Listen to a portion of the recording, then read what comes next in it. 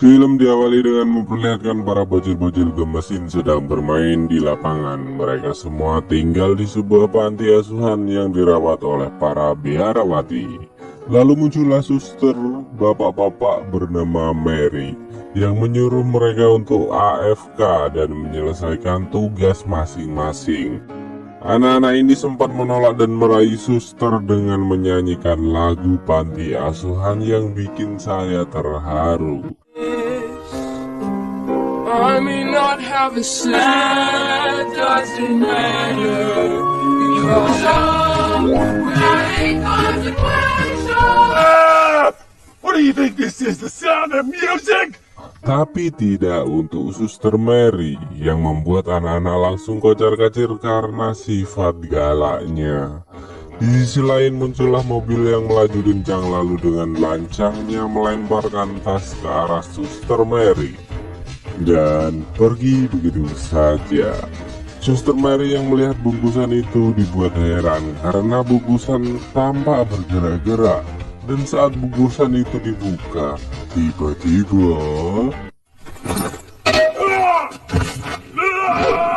Suster Mary tertinju dan seketika lenyap ditelan semak-semak. Lalu keluarlah suster lainnya dan melihat ada 3 bayi lucu yang berpenampilan sangat unik, yang rambut hitam lurus bernama Mo, yang jidat lebar dan keriting namanya Larry, sedangkan yang botak bernama Curly. Kemudian suster itu memanggil rekan-rekannya yang tampak sangat senang dengan kehadiran bayi-bayi lucu itu, bahkan berebutan untuk tidur bersama para bayi itu. 10 tahun kemudian, sosok bayi yang menggebaskan dulu telah berubah dan membuat para suster mengeluh karena merawat 3 anak itu dan seringkali membuat keresahan di antara para suster-suster. Contohnya sekarang, suster Mary yang sedang sakit gigi menjadi bahan eksperimen para remaja nakal ini. Suster diikat di sebuah meja seolah seorang pasien yang butuh penanganan dan akan mencabut gigi suster Mary. Lalu Mo menyuruh Carly untuk mengambil obat bius. Dan seketika membuat suster tertidur lelap. Tetapi kesenangan mereka harus diuji karena datangnya kepala suster panti. Lalu mereka dengan cerdasnya membuat keadaan seolah-olah seperti tidak terjadi apapun.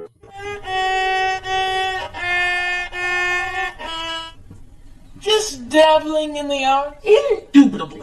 Lalu saat sedang makan siang, suster Rosemary memberitahu pada kepala panti bahwa akan ada pasangan suami istri yang akan mengadopsi seorang anak dari panti tersebut. Suster Ricardo menyarankan untuk menyembunyikan anak lain kecuali Mo, Larry, dan Carly, karena para suster ingin sekali mereka nyah dari panti asuhan. Tapi awalnya kepala panti tidak setuju karena setiap anak di panti berhak untuk diadopsi. Seketika, suster Mary muncul dan ingin berhenti dari pekerjaannya karena tak tahan dengan ulah 3 remaja itu. Melihat keadaan suster Mary yang memprihatinkan, kepala panti berubah pikiran dan setuju akan ide tadi, yang membuat suster Mary tidak jadi mengundurkan diri. Singkat cerita, Pak Sutri itu pun tiba yang bernama Tuan dan Nyonya Harter. Sang istri seorang pengacara, sang suami adalah seorang pengangguran yang sukses mengambil hati pengacara kaya raya. Lalu disuguhilah mereka dengan tingkah kocak 3 bersaudara ini. Mereka awalnya sempat menanyakan anak lainnya, namun suster Rosemary tetap kekeh dan meyakinkan kalau hanya ada 3 anak di panti. Tiba-tiba, muncullah seorang anak yang bernama Teddy yang meminta segelas susu dengan menggemaskan, yang membuat suster Rosemary kecewa berat dan harapannya hilang begitu saja. Lalu Pak Sutri pun segera menentukan pilihan, dan akhirnya yang terpilih adalah selamat untuk Mo. Coming home with us.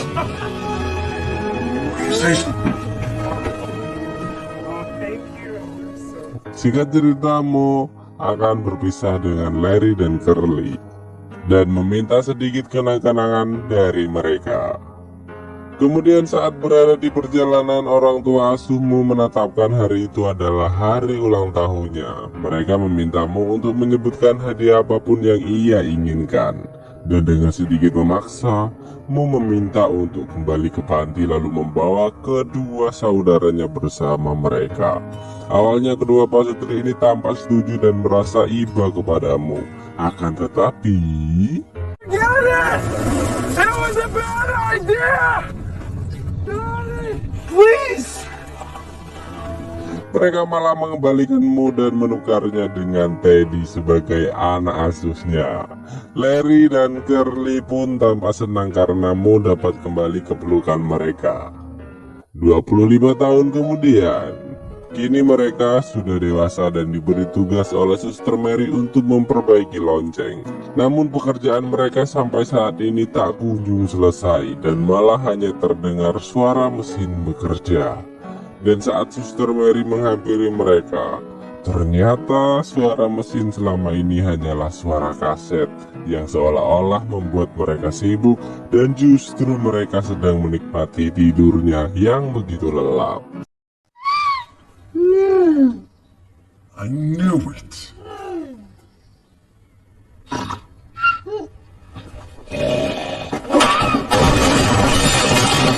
It's a Television man. She's 100 yards out and close and fast.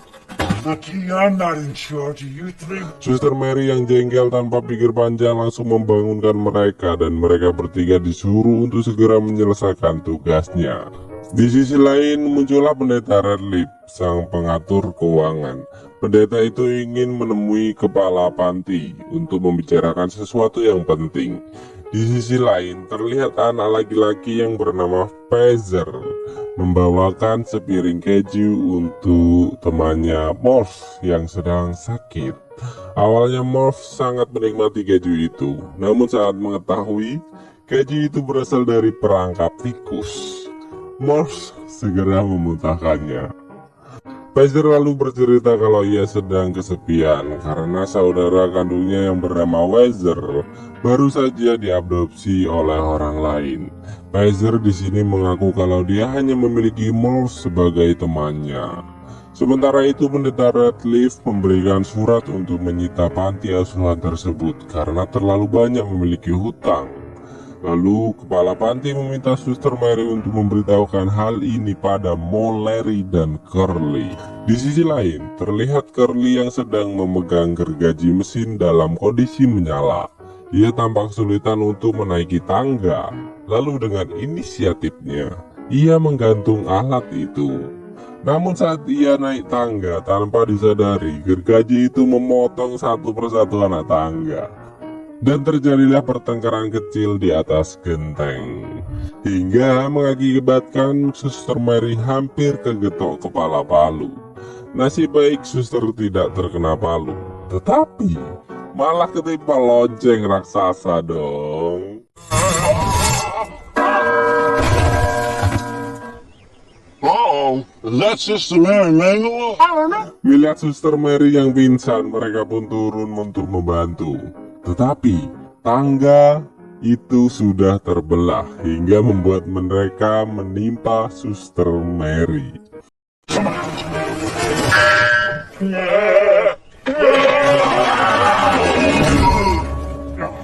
Lalu disadarkanlah dengan ember berisi kepala palu.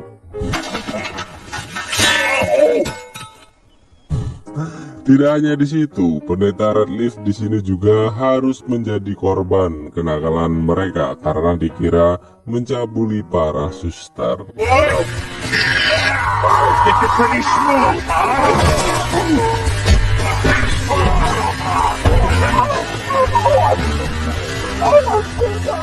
Akhirnya dengan sedih mereka harus diberitahu bahwa panti asuhan akan ditutup mengingat hutang-hutang yang mereka miliki terlalu banyak, yaitu 830.000 dolar yang kalau dirupiahin 12 miliar.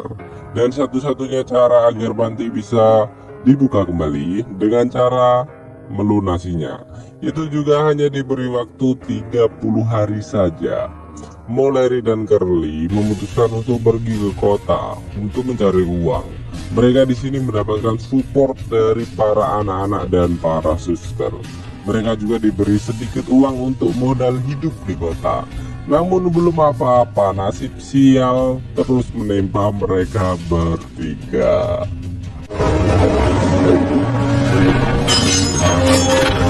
You forgot to tie us off to the handlebars. I couldn't reach it.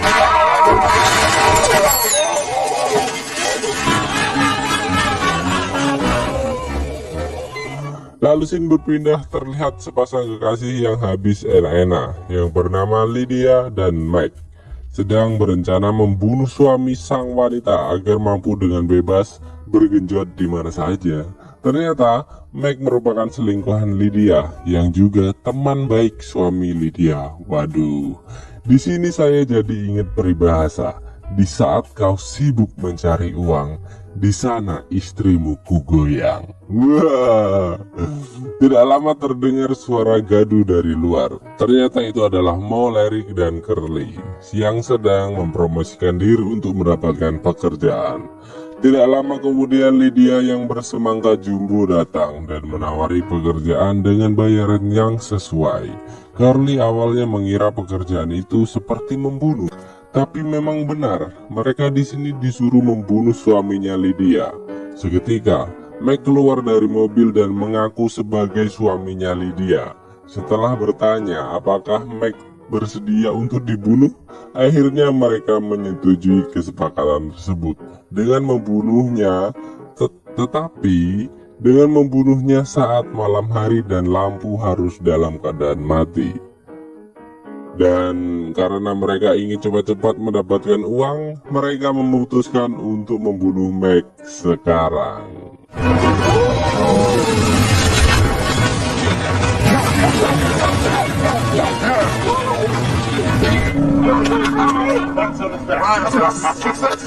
Dan menganggap kerjaannya sudah beres, lalu segera meminta uang pada Lydia. Namun Lydia yang melihat hal itu menjadi marah karena yang ia bunuh bukan suaminya, melainkan selingkuhannya.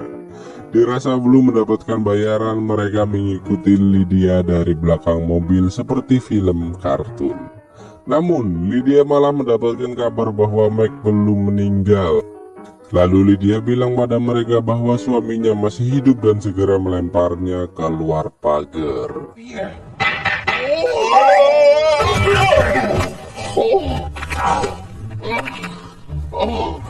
Akhirnya, mereka bertiga pun memutuskan untuk pergi ke rumah sakit untuk membunuh Mike lagi. Dan apesnya, saat mereka tiba di rumah sakit, jam menjenguk pasien sudah habis. Mereka awalnya merayu petugas resepsionis, tetapi peraturan tetap berlaku dan tetap tak boleh masuk. Dirasa bisa mengambil kesempatan, mereka akhirnya menyamar menjadi suster dan dokter yang menggoda salah satu staf sampai jatuh cinta karena Curly memiliki dada yang besar. Setelah berhasil mendapatkan nomor kamar sasaran, mereka malah kembali bertemu dengan resepsionis lagi. Mereka pun berlari-lari dan bersembunyi di salah satu ruangan. Ternyata mereka masuk ke ruangan penyimpanan bayi dan malah bertemu dukun di film entahlah apa itu, lupa. Yang ingat bisa komentar ya. Dukun itu lalu menyuruh Mo, Larry, dan Curly untuk mengganti popok bayi itu. Akan tetapi mereka malah perang menggunakan air kencing bayi seperti di film-film cowboy.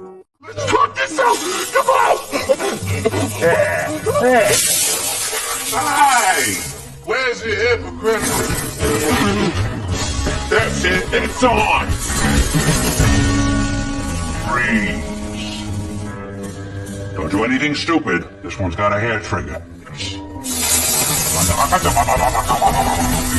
What is going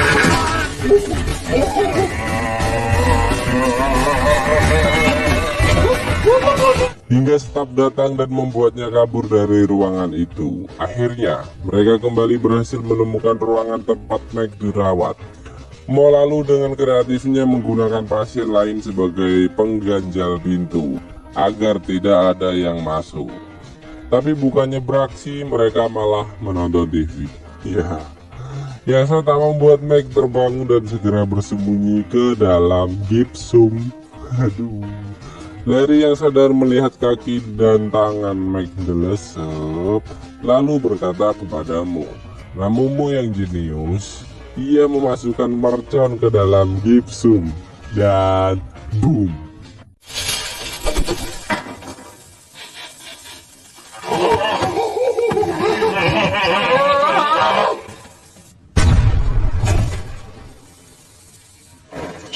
Yes! Meg yang udah gak tahan ngadepin tingkah mereka memohon untuk tidak membunuhnya lagi karena dia telah berubah pikiran. Lalu disusul para staf keamanan masuk dan terjadilah kejar-kejaran seperti di film kartun. Dan membuat salah satu dari polisi pingsan, lalu meminta alat kejut untuk menyadarkan polisi. Namun malah diberikan setrika yang tentu saja membuat polisi langsung sadar. Clear!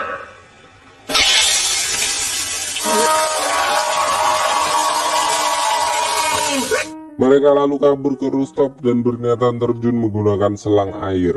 Engsel selang malah copot dan menimpa seorang pria. Yang ternyata pria itu adalah Teddy, bocil yang dituger di awal film.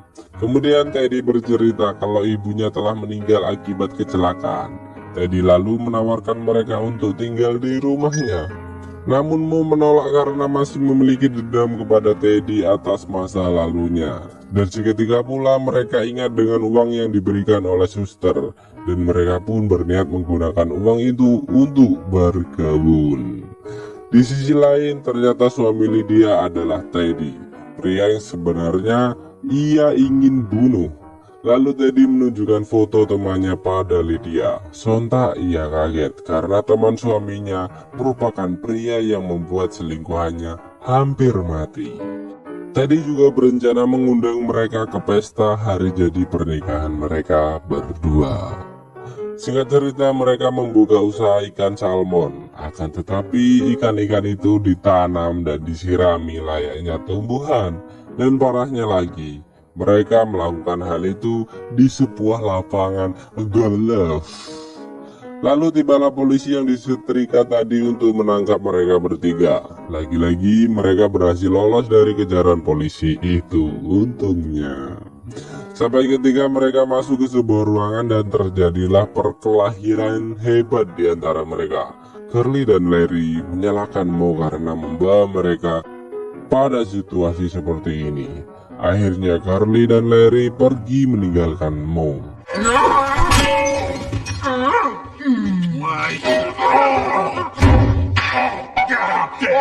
Stop it, Mo! I've had it with you. You're the call-up with Teddy spokes back when they wanted to adopt you. Yeah, well, you could have come. Dan ternyata ruangan itu adalah pentas drama yang disajikan oleh para produser hebat dan mengajak Mo untuk menjadi pemeran untuk acara reality show terkenal. Di sisi lain, Curly dan Larry sedang berada di kebun binatang. Mereka dibuntuti oleh Lydia dan Meg dan berniat untuk membunuh mereka. Lydia dan Meg berusaha masuk ke dalam kebun binatang dan harus rela menginjak-injak semangka Lydia yang aduh sayang banget sih. Mendingan dikenyat aja. Walah, puasa astagfirullah. Akhirnya Meg pun berhasil masuk, namun dirinya harus jatuh ke kandang singa. Tapi untungnya singa itu sedang dirantai, jadi Meg masih bisa selamat dan malah mengejek singa tersebut. Di sisi lain, Curly dan Larry sedang asik melihat lumba-lumba. Mereka lalu memberikan lumba-lumba itu dengan sebutir kacang, tapi malah nyelip ke hidung lumba-lumba yang membuat nggak bisa nafas dong. Akhirnya mereka mencoba membantu lumba-lumba tersebut, namun kacang yang terlepas meleset seperti peluru dan mengenai biji singa. Singa pun menjadi ganas hingga membuat rantainya terputus dan entahlah nasib Meg gimana. Scene lalu berpindah pada Lydia dan Teddy. Mereka lalu melihat acara TV kalau Mo sekarang sudah menjadi artis dan melakukan kekerasan kepada artis lainnya. Waduh. Larry dan Curly yang sudah pusing dengan keberadaan Mo memutuskan untuk kembali ke panti asuhan dengan harapan Mo berada di sana karena mereka sangat merindukan keberadaanmu di dalam hidupnya. Saat sampai di panti, kondisi terlihat sangat sepi. Mereka berdua masuk ke dalam dan terlihat Suster Ricardo sedang menonton televisi. Suster Ricardo berkata kalau ia melihat Mo di TV hampir setiap malam, sedangkan anak-anak panti di situ hampir semua sudah dipindahkan. Yang tersisa hanya Pazer dan Morse yang dalam kondisi tergolek lemas. Lalu Larry dan Curly kembali ke kota untuk mencari Mo. Langkah mereka terhenti seharian untuk menyaksikan tingkah kocak Mo di dalam televisi.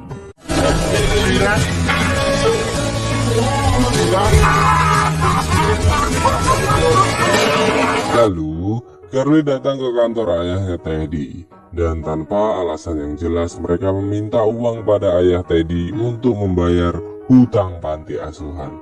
Yang tentu saja ayah Teddy manusia yang normal menolaknya mentah-mentah dan malah mengatakannya sebenarnya terjadi antara pertukaran Mo dan Teddy kala itu yang membuat kedua pria ini terenyuh hatinya.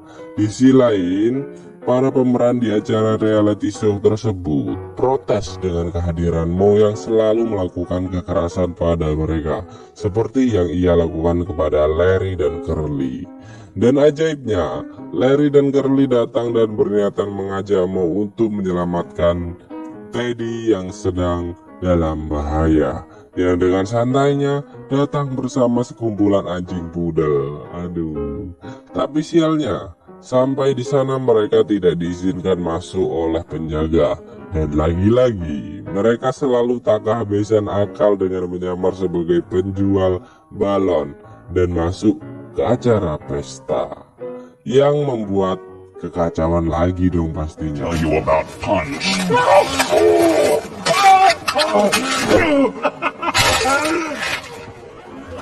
Tonton sendiri dah, terlalu banyak kekacauan kalau dijelasin. Mereka lalu langsung dikejar oleh Mac dan Lydia sampai akhirnya mereka berhasil masuk ke dalam kamar Teddy dan membongkar semua kebusukan Lydia bersama sahabatnya sendiri, dan ditodongkanlah pistol kepada mereka. Lalu disusul ayahnya Teddy datang menodongkan pistol juga. Faktanya, semua yang mereka alami adalah rencana jahat dari ayah Teddy yang diakibatkan semua harta warisan istrinya telah diserahkan kepada Teddy, dan Lydia juga merupakan selingkuhannya ayahnya Teddy. Wah, bener-bener nih semongko ya, Salome bos. Lalu ayahnya Teddy membawa mereka semua ke tempat yang jauh untuk membicarakan masalah itu. Di tengah-tengah perjalanan, tikus peliharaan Curly lepas dan malah masuk ke dalam kantong semangka Lydia yang sontak membuat semua isi mobil panik hingga membuat mobil mereka terjebak ke dalam air. Akhirnya mereka semua berhasil selamat dan disambut oleh polisi yang menangkap semua penjahat itu. Lalu mereka bertiga pun memutuskan kembali ke panti asuhan mengendarai motor bocil. Yang sedihnya ternyata panti itu sudah tidak beroperasi lagi. Tapi pelan-pelan mereka seperti mendengar suara anak-anak berteriak kegirangan. Dan faktanya itu adalah panti asuhan baru milik mereka yang kondisinya jauh lebih indah dan mewah. Termasuk mbak-mbak suster yang pakai bikini ini. Waduh. Awalnya mereka bersedih karena tak bisa membawa uang, dan ternyata ini semua adalah hasil kerja keras mereka yang berasal dari setiap sponsor di acara reality show milik Molly. Dan Pak Produser di sini kembali mengajak mereka bertiga untuk menjadi artis reality show bersama Molly. Lalu disusul dengan kehadiran Teddy yang telah menikah dengan wanita culun di kantornya. Mereka lalu datang untuk mengadopsi Pazer karena wanita itu mandul. Dan mereka juga telah mengadopsi saudara kandungnya yaitu Pazer. Dan akhirnya mereka semua bisa bersatu kembali ke dalam keluarga yang bahagia.